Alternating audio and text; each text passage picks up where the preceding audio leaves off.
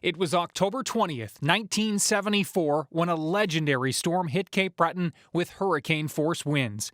The storm, which brought peak gusts of 138 kilometers per hour down dozens of trees, shattered windows, and ripped the roofs off of homes, ultimately leaving 33 families homeless. A state of emergency was declared.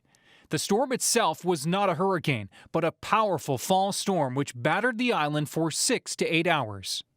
The storm moved up the eastern seaboard, bringing with it some warm subtropical air, and the system then wrapped in a very chilly air mass, which was spilling out of the Arctic and into eastern Canada. The result was a very strong storm.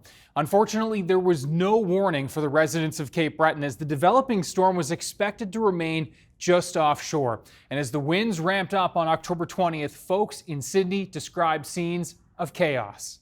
With it being a Sunday, many residents were out and about and were scrambling to get home as the winds became severe.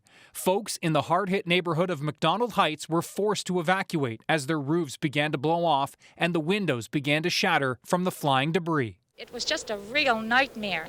Everybody was screaming, mothers running with their children, children clinging and crying, and just everything flying in the air, everybody just frightened for their lives. Details from that day outside of Sydney are harder to come by. However, there were reports of heavy damage in Lingan and New Waterford, and many fishing boats were driven aground. The Canadian press reported 1 death in a barn collapse, and 4 fishermen were presumed drowned during the storm.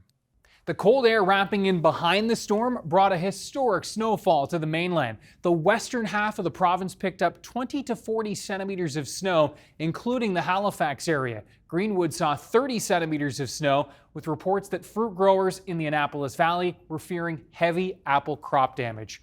The snowfall from this storm remains the October record holder for many communities in central and western Nova Scotia.